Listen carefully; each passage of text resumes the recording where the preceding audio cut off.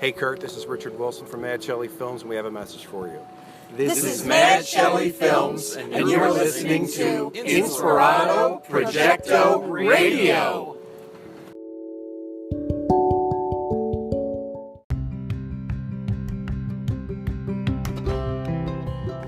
Thank you so much for that introduction, Mad Shelley team. You all are so talented. You're phenomenal at what you do. Oh, Richard Wilson. Oh, my God. You guys, man. Oh, you guys just keep making them. You just keep making them. You just keep putting them out there, man. Just keep evolving it. Keep morphing it. Keep shape-shifting it. Feeding it. Growing it. You got such a great series on your hand.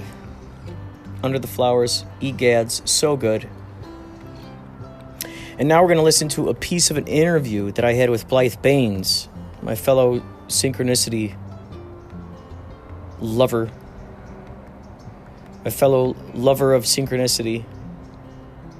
Just can't get enough of them. She's got so many stories, so many astounding synchronicities.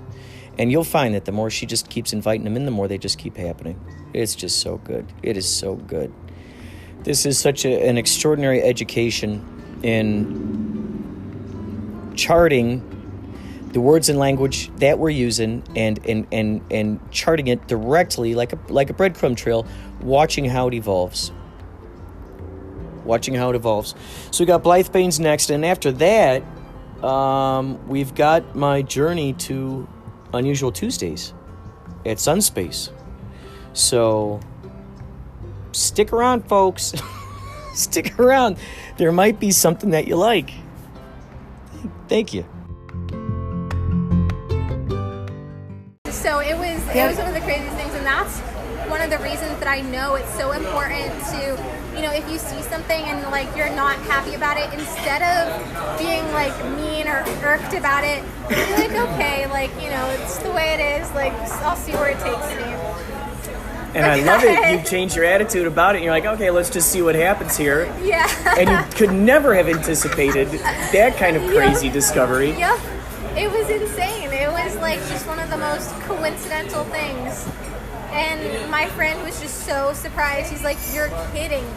I'm like, nope, this is what happens in my life. Like, it's a thing. So it was just absolutely insane. Absolutely insane. That is incredible when you think about all that. I mean, when you put those pieces together, and it's so funny. When I hear these stories and when these things happen to me, I'm equally completely astounded that it's happening and also going, this doesn't surprise me. And it's like, it's this double thing of like, of course this completely bizarre thing would be happening right now. And I'm also completely astounded that it is happening right now. And it's like, I just love that. Inviting more and more of those like Twilight Zone moments into your life. And they're going, okay, you want Twilight Zone? Let's really turn up the volume on this. Yeah, no, it was just absolutely insane. Like I was like, holy cow. Because I had listened to that ridiculous song on repeat.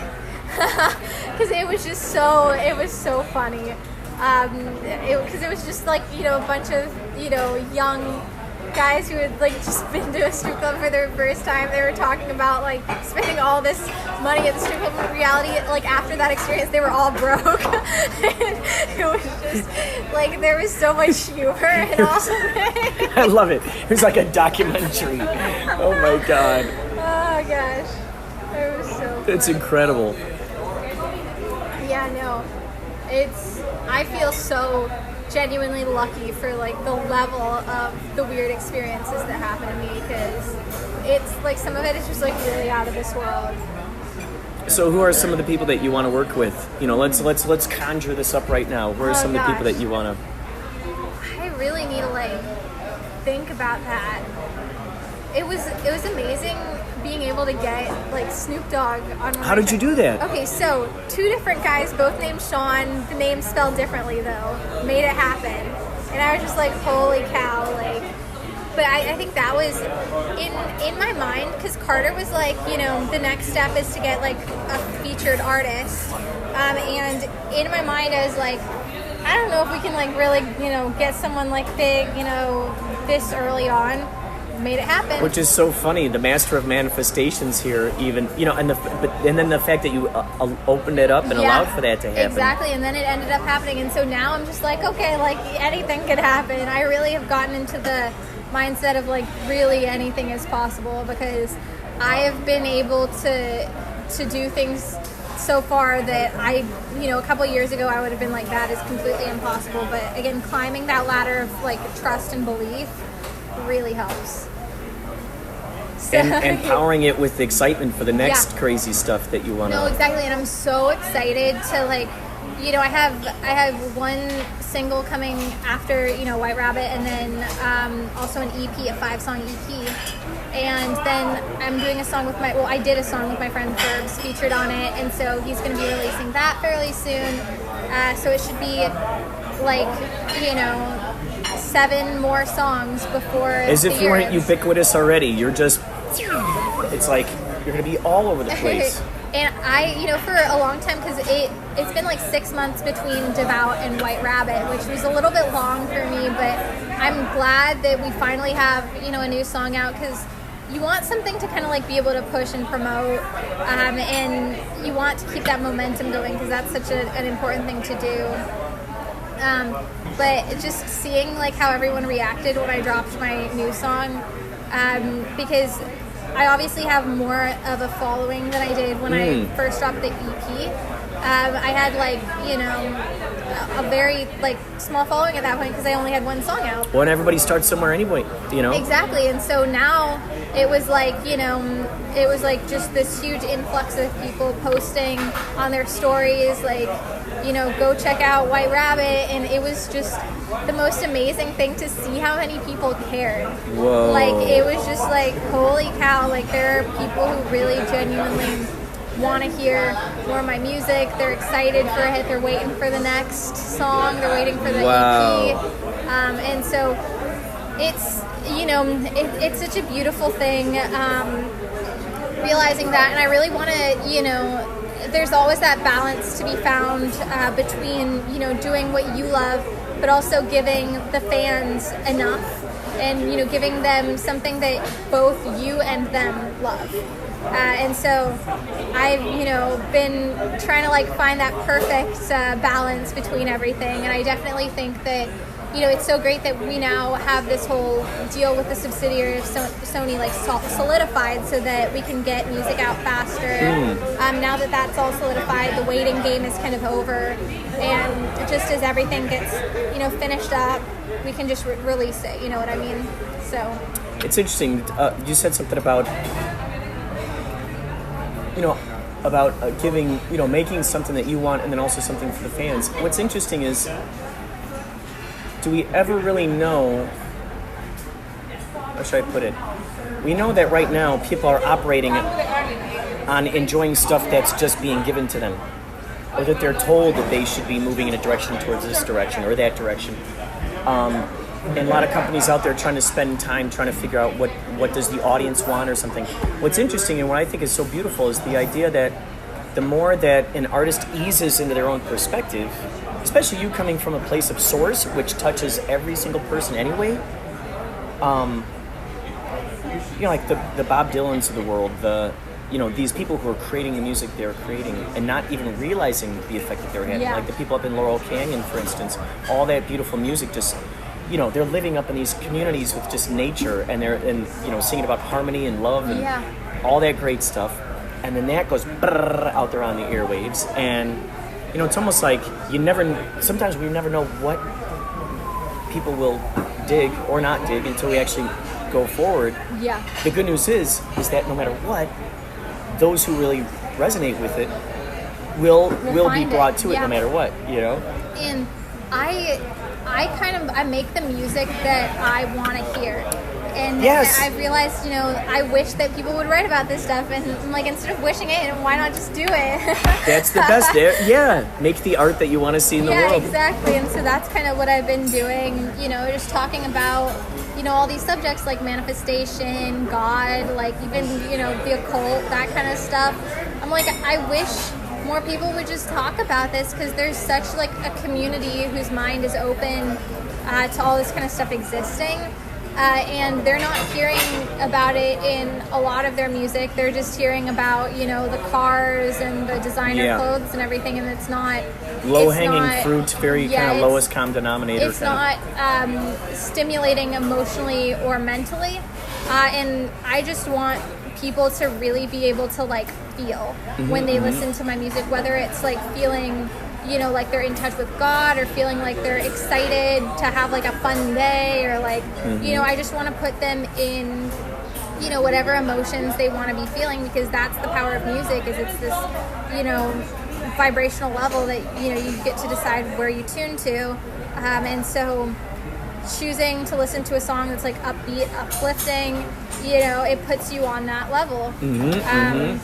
And that goes for obviously like every artist stuff, not just mine. I'm not like, my music is the only kind that, has this ability.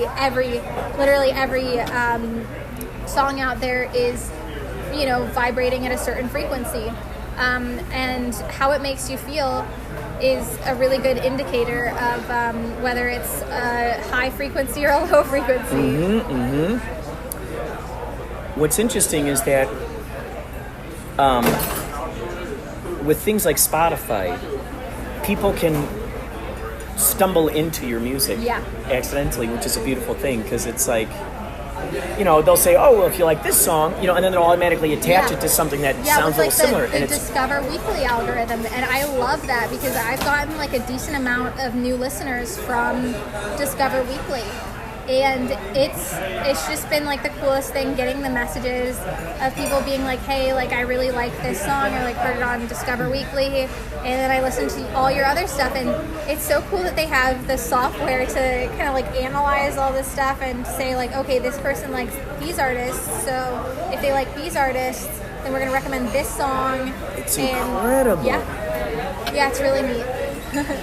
And it gives like smaller artists, more power, as long as they're getting the kind of, the saves and the playlists. Like as long as, as long as Joe Schmo and, Jane Doe are like liking it and playlisting it, they're taking note of it. And it doesn't matter anymore whether some like big executive is saying this is the girl. I love it. Yes. It's all up to the people, and if the people like it, then the algorithm is picking up on the fact that the people like it, and they're putting it out there more. So, and it's so great too, because the messages that you're putting into there, more and more we're seeing on Instagram, more and more we're seeing out there that people are leaning more towards this. People are coming across more and more this idea of manifestation. I see it all the time, and people putting inspiring quotes. And for you to be putting out that kind of music, it's just falling right into place at just a perfect time, without you even trying to preconceive the fact that the audience would eventually, no matter what, the audience eventually kind of catches up with, maybe not at the point that we're at right at this very second, but they will catch up with something that we did in the past, and there is that potential of them catching up with, being right there at the forefront with us. A lot of times, it's like throwing the messages in the bottle out there. These people are finding these messages washing up on their shores and go, oh, what's that? Ooh, that's a great message right there. That's nutritional. Oh, what's all the rest of this? What's all the rest of this? And the message that you're putting out there, it's going to reverberate with people in such a unique way that it still contains great music and everything. And what you're putting in there is something that is going to benefit them far beyond just that. It's like the difference between a pop song and a song that is a cult favorite kind of song. Like the Leonard Cohens, the Bob Dylans, who they survive throughout the ages. Yeah. Whereas those pop songs, they're out on the radio, okay, 1 or 2 months or 3 months, and there it goes, and everyone forgets about it. But it's the ones that really strike you in the heart that they just keep playing over and over again. No, exactly. And my friend and I, this Riyantra friend, we always talk about how as songwriters, it's so important for people to have a real sense of self. Like, if you don't know yourself, it's really hard to write from, a perspective that's unique. And I think that that's why there's a lot of songs on the radio that are like so generic, rather than seeing like, oh, this is someone's soul that they're like showing to you. It just feels like, this could apply to literally anyone. And there is a market for that, the songs that apply to like literally anyone, but then there are the people that just want to like experience the artist's soul, and I think that a lot of people do want that. Yeah. I mean, this is why, like, when we look at reality TV and people who get subscriptions to Big Brother, so they can peer in on what these people are doing 24 hours a day, there's this fascination with wanting to peek in on other people's lives and their particular perspective. And the more unapologetic, so that's what's the interesting thing, the more unapologetic the artist is in carving the path that they want to create, the more the audience then sort of appreciates that and reveres that, and it can all be done without having to shock anybody. You don't have to force your way in there with shock. You can kind of sneak your way in there through subatomic particles, through the good vibes that are out there. And I love the fact that you're stirring all that in the cauldron into their music. It's so cool. Yeah, no, I'm so excited to see everything that happens this year, and like to see how everyone likes, the other songs that we're releasing, because there are like so many more of them. So I'm just pumped for it. It's been really cool being able to create like this and having people actually listen to it. It's been the most rewarding experience. So I'm just really grateful and really happy. How many songs would you say that you have that have yet to be released or that no one's heard? Oh my gosh, so many.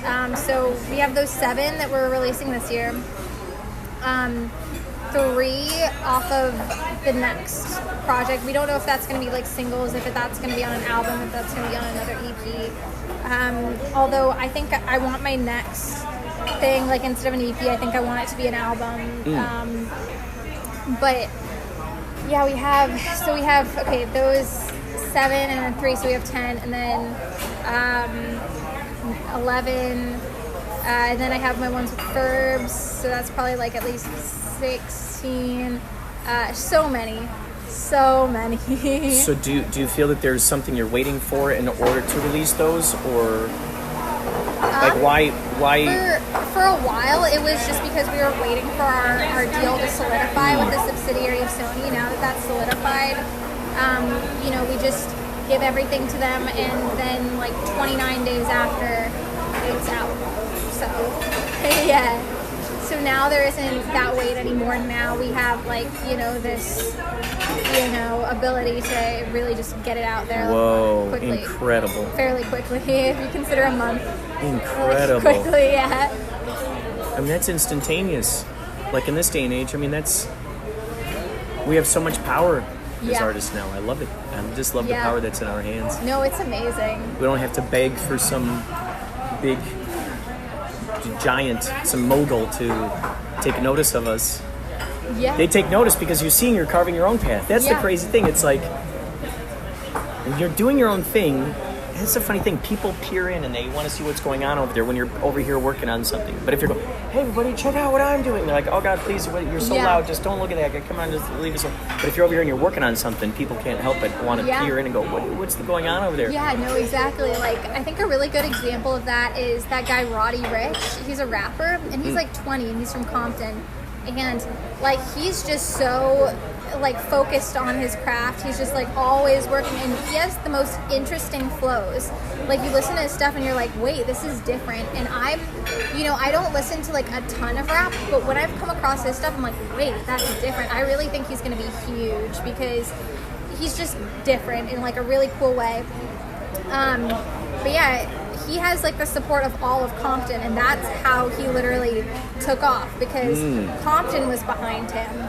And so people took note of that. They're like, he's getting so many streams just because the people in his neighborhood are enjoying what he's doing. Wow. Yeah. And that's also, why it's so important to realize the power of community and having people behind you and realizing you know, your fans are so important. Your listeners are so important. The people supporting you are so important, and so, you know, you got to be grateful for them. And I see some artists that are not grateful for their fans. And like, which is such a bizarre thing. Yeah, because if there were no fans, there'd be no one listening to it, and you wouldn't be able to make a living from it. You wouldn't be able to do anything. And so it's like, literally, you got to appreciate your fans. It's a mutual relationship. It really is. Like, you know, you give them your art, and they give you, you know, support and love, and it's a really neat thing. You see, my dear friend, I had to post these diaries privately and then translate them into text-to-speech, but this is because Facebook put me in a digital prison. That is important to Facebook, and it goes all the way to the bottom.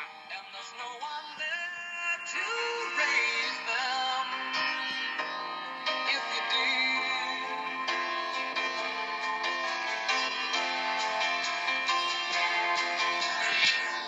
And all the science I don't understand.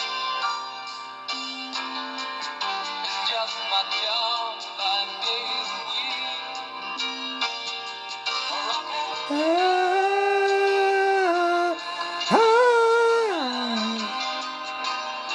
Can't keep me down forever, Facebook.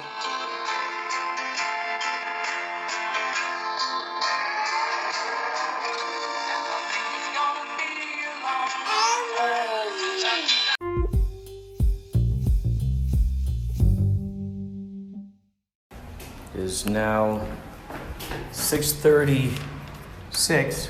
There you go. Thank you. You're welcome. 6:36 p.m. Today is Tuesday the 7th.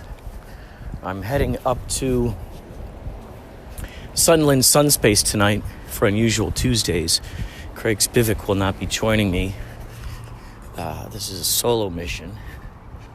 So I think on the way up there tonight, I'll be taking 2 buses, and on the way back, I'll be taking an Uber. So keep your ears peeled for an interview with an Uber driver later. So we're going up to Unusual Tuesdays tonight. I sent them a message on a Facebook earlier to see how they would feel about screening my latest short film, and they said yes. So I'm very excited to see how that appears on their projector, how the sound is. I'm going to try to get up there a little bit earlier. The shenanigans don't usually start till around 9:00.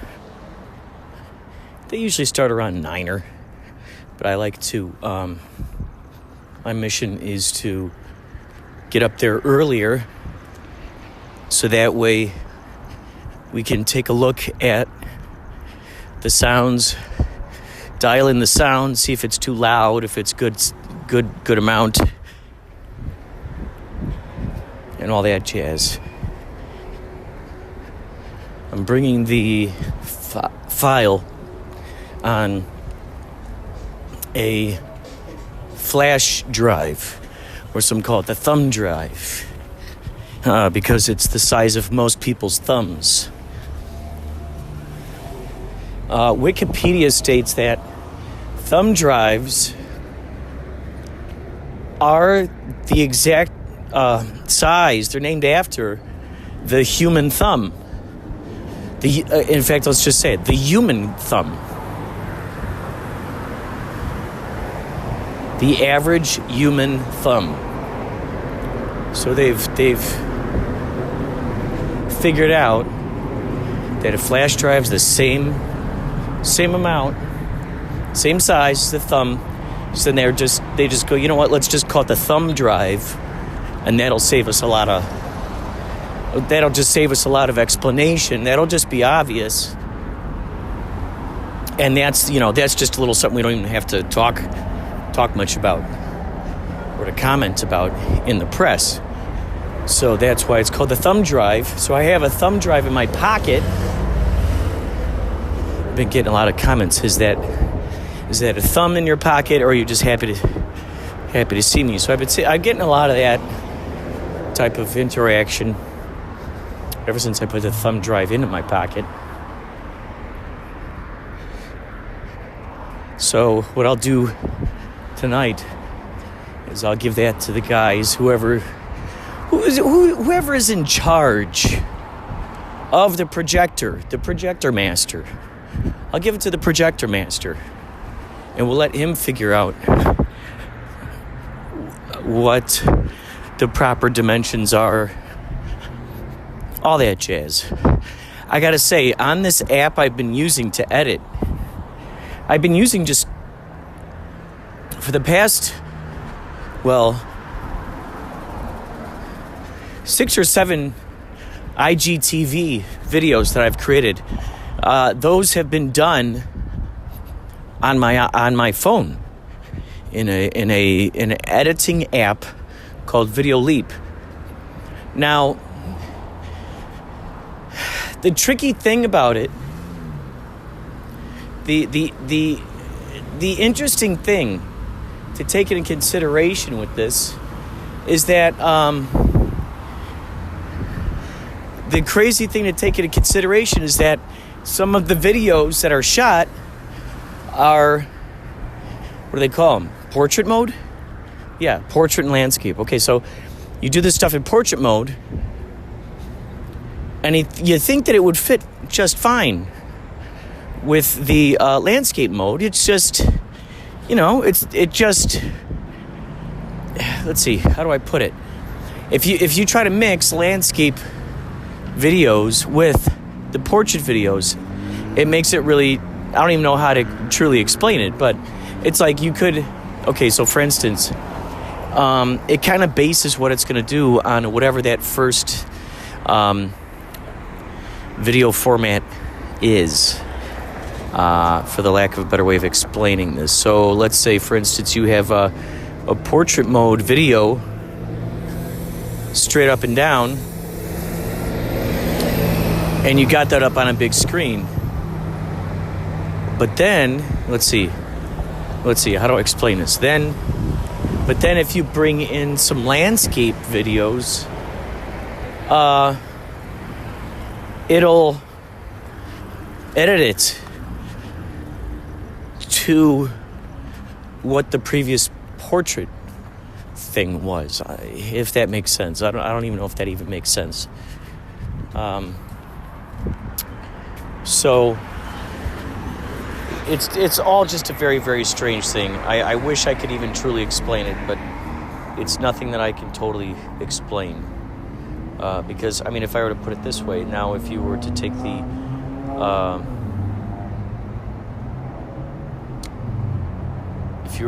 the landscape video and you put that first,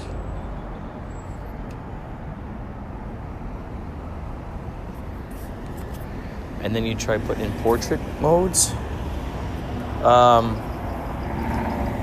it's going to come out, I don't know exactly how to say it, but it comes out like strangely tiny. So it doesn't totally take up the screen. But then when you take it, and then let's say if you take your video into this new app that I'm going crazy for, Clips, that seems to edit it like a square. And I noticed that when I play the actual video on my computer just all by itself, there's a bunch of dark space around it.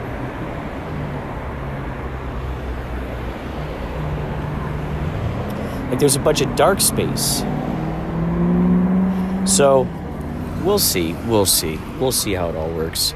I know that there is someone out there who's listening right now who knows exactly what I'm talking about and knows the solution, and probably uses the app Video Leap quite frequently, and knows how to explain to me the curious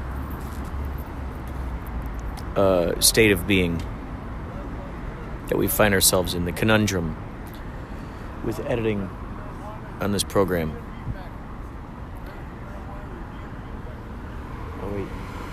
homeless guy talking about medical marijuana over here.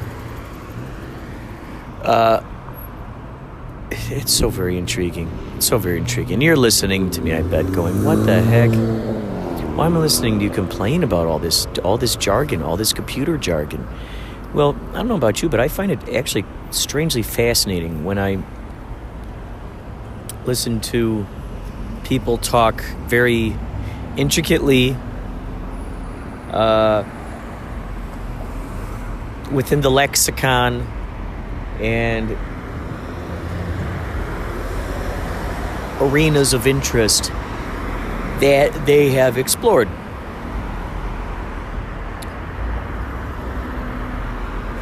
So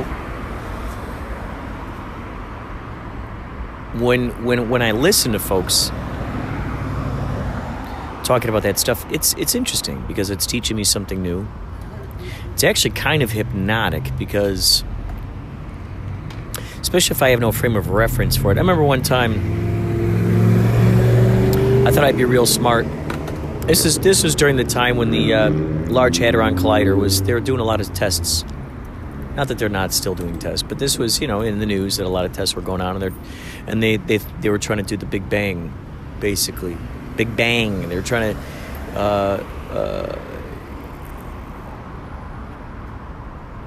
they were trying to make a mini black hole, is what they were trying to do. And so the LHC, the Large Hadron Collider, was in the news a lot. And so, Line 1. hold on, let's see if this works. Fallbrook and Ventura Boulevard. Welcome. Regular fare is $175. Senior, disabled, Medicare fare is 75 cents at peak hours, 35 cents at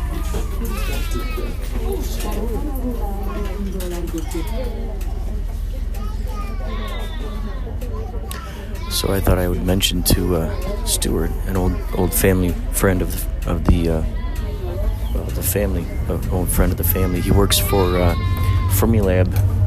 Fermilab of all places, and I decided to talk to him about the Large Hadron Collider, and he starts coming back with all of this crazy science talk that I was just not prepared to talk to him about.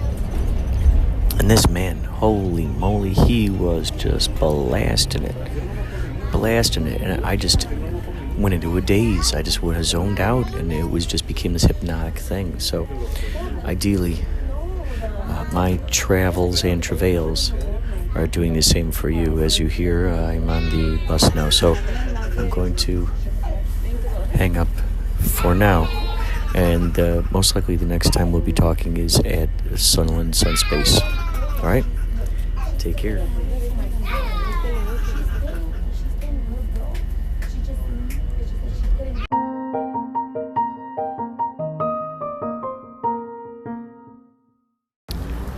I'm now waiting for my second bus.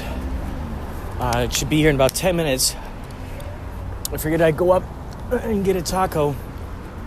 Taco place nearby. They don't have any tacos, just to let you know. However, they do have empanadas. So I've gained a whole new appreciation for empanadas. Oh, so delicious. So, yeah, I had about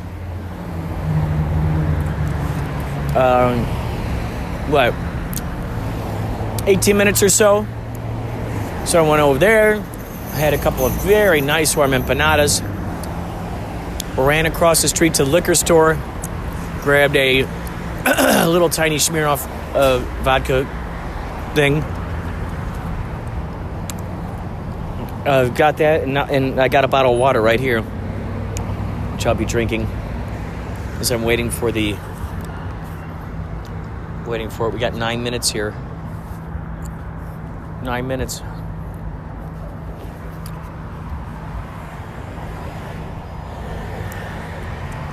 Have you seen Rise of Skywalker yet? I think it's a great title for a movie. Rise of Skywalker. Makes you wonder, okay, who's Skywalker? What's going to happen here? Fun twist. Fun twist.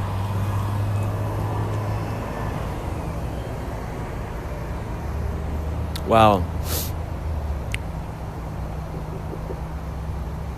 Just imagine that. Being someone like J.J. Abrams, where you have both Star Trek and Star Wars. Someone thought you did so good at this particular thing that they'd have you do this thing. Oh, by the way, Christian Bale, there's this idea that Christian Bale might play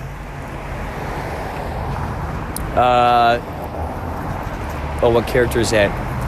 Oh, Beta Ray Bill. I think that's his name. He's got like a horse head. He has to do with Thor in some way. He looks like Thor, actually. He's got like this horse face. And they want Christian Bale to play that guy.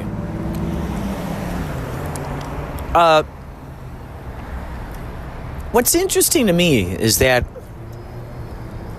Hollywood continues to cast people in other superhero roles. So, Ben Affleck, who played, in a sense, Superman. There's a Superman movie. It was George Reeve. So he played Superman, so to speak. And then he ends up playing Batman. Then on top of that, he played Daredevil. So that's pretty cool, isn't it? Did you know you worked for both Daredevil and DC? And then Ryan Reynolds played Green Lantern and Deadpool. Then,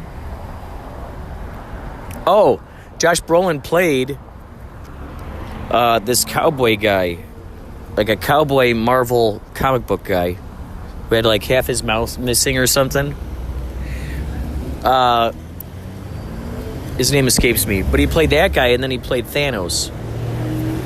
Oh, and he played another comic book dude.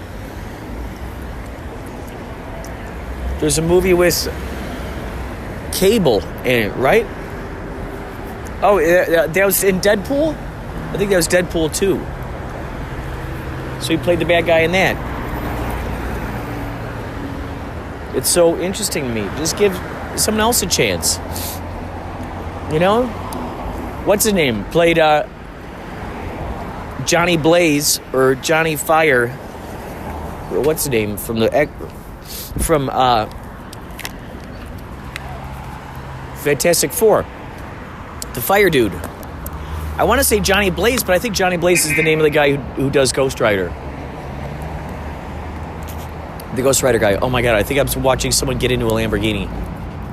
They got the DeLorean doors on that thing. Yeah, that's a Lamborghini. The only other car that I know of that has doors like a DeLorean is a Lamborghini. And there it is, right there. That is only in Los Angeles. Isn't that crazy?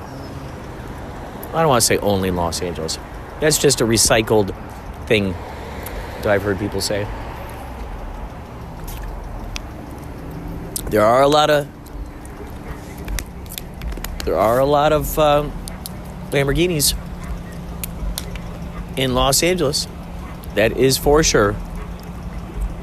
But the question is that a Lamborghini? I've never been someone who claimed to know his cars. Oh my god, this is funny. These two cars, a lady in the Lamborghini car totally knows the guy who's in this other blue car. They're at a stoplight. It's nuts. They totally know each other. That's crazy. It's crazy. Wow. Let's check out the, let's see, it's 6 o'clock. 6 minutes have passed. We got, how much we got left here? Sunland. Where are we?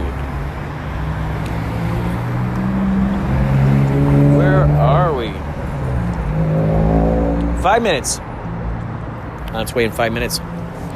So what are your thoughts? What are your thoughts about these superhero films? What are your thoughts about superheroes playing other superheroes? Villains playing other villains? Now that Joaquin Phoenix did Joker, wouldn't that be interesting if suddenly then they end up getting him to be a superhero guy in Marvel? What if they try to get Joaquin Phoenix to be Silver Surfer?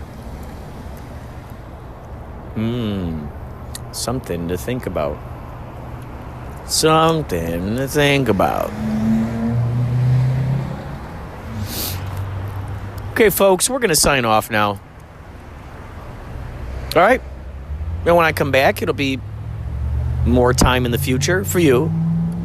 Well, for me, but for you, it's like a split second. So, I'll be back. I'll be back before you know it.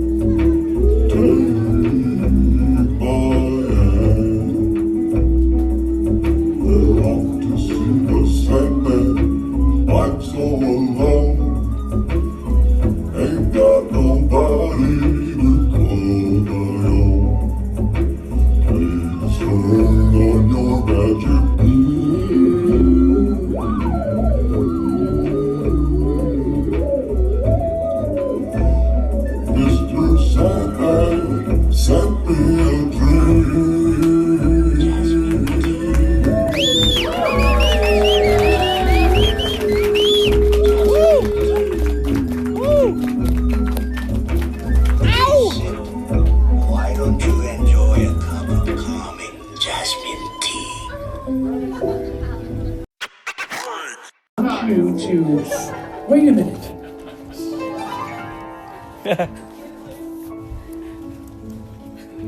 Okay, what I'm going to ask you to do is look. I'm going to put it. I want you to look inside this head. Okay. Now I want you. Now the tea. It's full of tea. Now, kneel down onto the ground. And see what there is colorful worms inside your head now. And the worms are starting to form into a formation that's going to answer the question of what it is that we were doing. But you must be very careful, Larry. Larry! Look, Larry! Look! Look, Larry! It's unusual to say. You never know what you'll find. All matter of feeling. I'll play Let's help me out, you guys. What's it called? You guys remember the name of the show? Unusual Tuesday. Oh yeah. Together we'll fly. Our way out of the madness.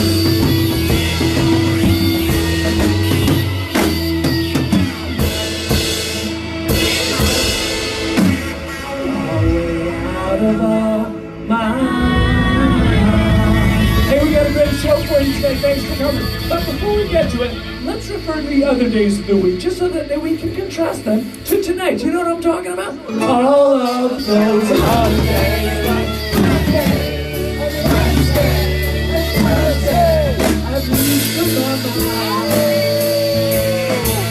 But just another bad news day. Oh yeah, the big waves of time, but not tonight, no way. Hey, where's it going? Oh my God, together we'll fly.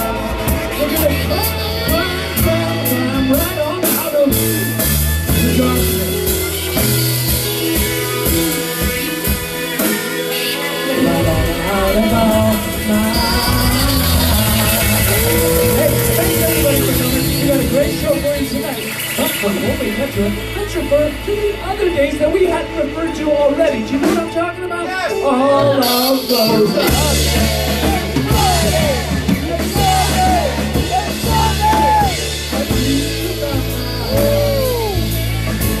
Just remember, too much to do today. Just a big waste of time. But not tonight. What's it called?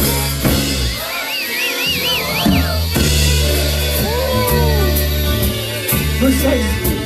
Together we'll find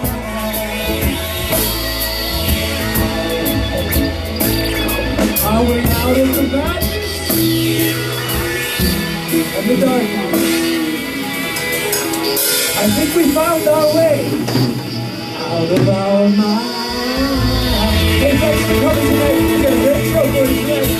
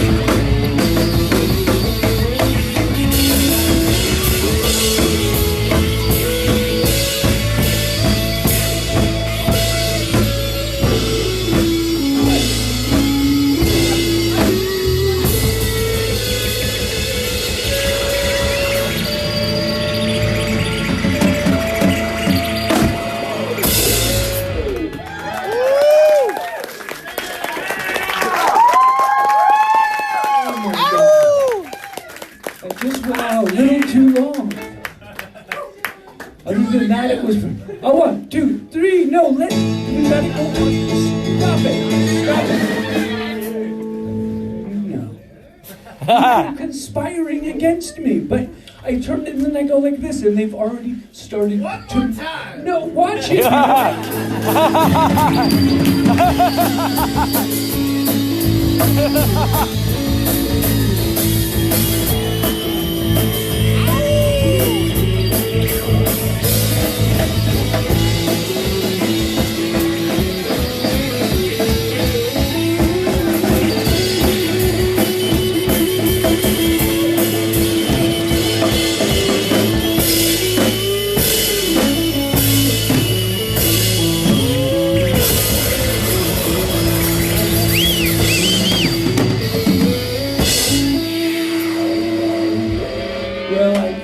That's just the way it's supposed to go. Woo! You know what? I want to salute everybody in the whole ding-dong place for being here tonight. Yeah. Woo! Ow! Yeah. There's plenty other things you could have chosen, but you chose to be at Old Sunspace at the intersection of Wheatland and Sunland Boulevard. Right where it all happens every Tuesday and a lot of other nights, and we're going to discuss that real quickly because we want to go over the sponsors. Yeah.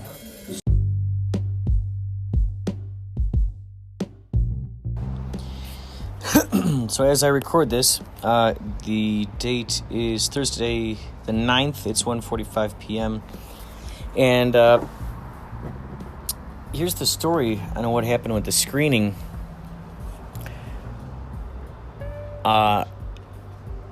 I got sick, so I don't know if I should tell you what happened or just the nice version. Nice version is I got sick. I went home and I wasn't able to see the screening.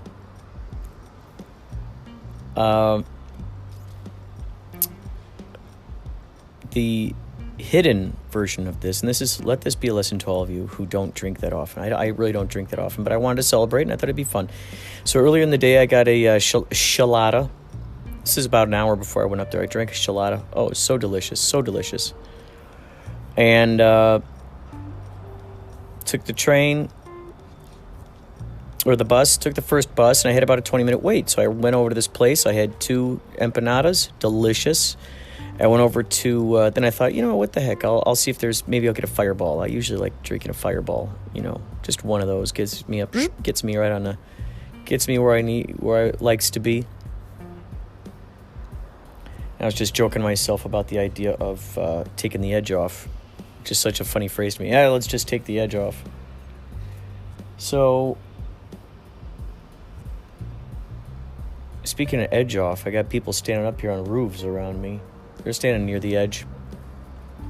These guys are installing this big metal thing on top. Looks like something from the old Danger! Mr. Robinson, danger! Will Robinson, danger! Looks like that kind of robot. There's a lot of really interesting tentacles.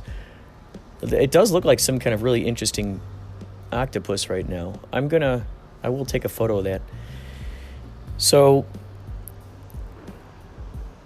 what happened was, they didn't have Fireball, so I had a vodka. And then I stopped at 7-Eleven. Then the bus came around. I ate my food. Bus came around, picked me up, took me up the 5 stops that I needed to be dropped off at Sunland and Wheatland, right over there on the edge of Shadow Hills and Sunland. And I thought, okay, I'll go to 7-Eleven. I know they got Fireball. And I wasn't feeling a buzz. I wasn't feeling the effects of anything. So I went in there and I got 2 Fireballs. And I brought the Fireballs over with me. I did a shot. I did both of the shots there. So I was 2 performers away from seeing my... and I started this drinking 7. All right, so I'll tell you this. Okay, so maybe I just didn't have enough food in my stomach. I don't know. But I felt pretty sick while I was sitting there waiting. And I went outside. I threw up someplace. I just threw up out there. Near one of those electrical boxes. I just threw up right there. There were people walking past and everything. I just did not feel good. I got the Uber, went all the way home. Now, the interesting thing was, yesterday, I saw Once Upon a Time in Hollywood, which is phenomenal. Well, first of all, I just want to say this. Why do you suppose people tend to like to tell each other their stories of when they're drunk? Why did I choose to tell you that story of when I was drunk, opposed to the story of just going, I got sick and I went home. I left it at that. What was it inside of me that possessed me to tell you that story of why I got drunk? What is that? What is it? What is it? Was it the ego? Was it a way of me wanting to say, look, I'm vulnerable. Look how vulnerable I am. I'm going to tell you how I made some drinking mistakes. And here you go. What was my motivation, really? To tell a good story. Ultimately, I think that's what it is. To tell a fun story. To take the audience on a romp. Because the stories that we're telling are, in a sense, stories that we're offering people the opportunity to live vicariously through. We're offering them the opportunity to hop on the magic carpet ride with us. And if they want to hang on, they can hear the story. And they can enjoy what's coming up. My Uncle Arnie was a phenomenal storyteller, and I preferred not knowing whether the stories he was telling me were true or not. I liked that mystery. That mystery was a lot of fun to me. Because you never knew. Never knew what was coming up. You never knew, you never fessed up. So, just very interesting. But it's funny how we tend to want to tell our stories of how we were drunk or whatever. So yesterday I decided to watch Once Upon a Time in Hollywood, and what's so crazy about this is that there's a fractal to this. And eventually I'm going to get to this guy Cole, okay? Upon a Time in Hollywood, I could say a whole bunch about that movie.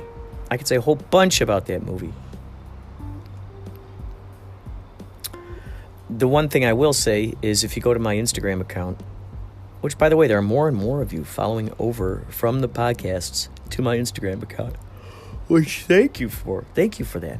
It's awesome to connect with you guys on there. I love it. If you found me from Anchor and you start following me on Instagram, please let me know. Let's collaborate in some way.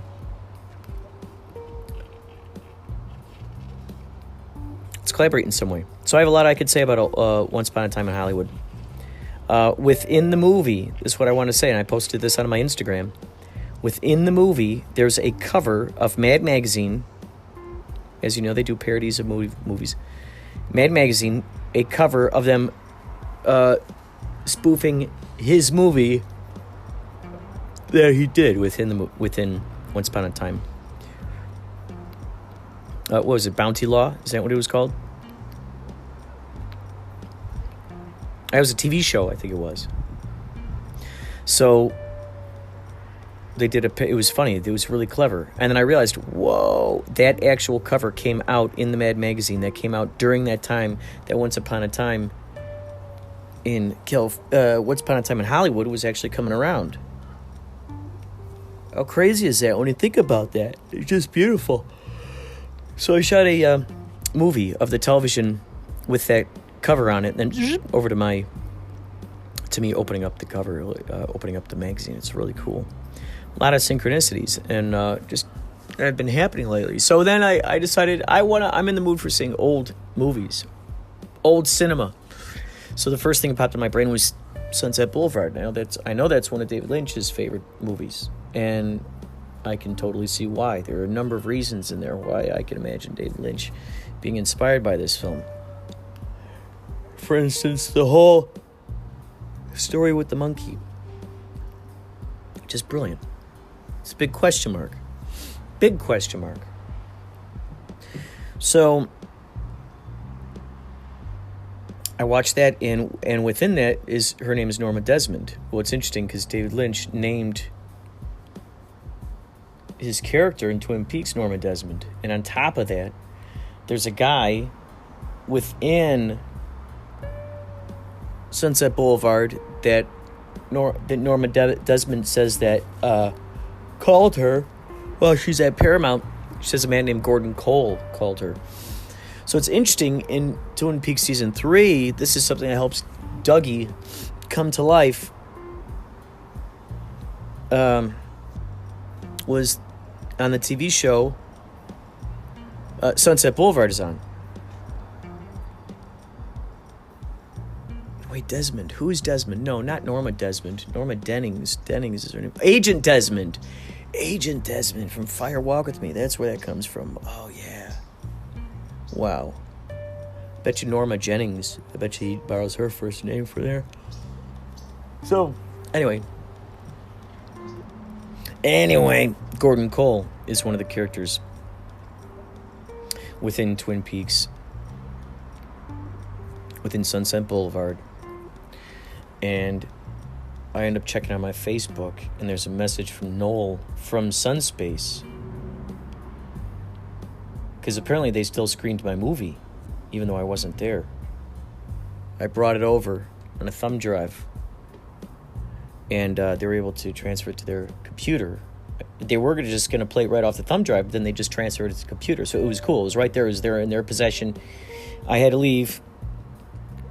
And apparently they played it. Now, a guy named Cole got a hold of me. They gave me a phone number. So I contacted that guy. I left a message for him. I'm going to see what the heck that's all about. Also, a guy named Bryce from Canada has been trying to contact me through the Kapow phone line. So I think what I'm going to do is I'm going to try to call him through the Inspirado Projecto hotline number. So my phone number is still protected. And see what the deal is. See what's going on with this guy. What does he want? What does he need? What's the deal? So, just a very intriguing 2020 already. Look how it started already, huh? Just started right off. Just started right off. Started right off. Right away. It started right away. Egads. Look what's going on here. Look what is happening. All right, folks. I think that's it for this episode. I think that's it for this episode. Thank you so much for listening. Thank you for listening to the synchronicities, the razzmatazz, all that jazz. Give me a call, 561-203-9179, that is the phone line. That's the voicemail, toll free. Call that up. You could also send me an email, inspiradoprojecto@gmail.com. Send that off to me. I'll take the audio and I'll put it right here on the broadcast. I promise I will do it. Okay, you take care and keep the Inspirado flowing. This is Blythe Baines, and you're listening to Inspirado Projecto.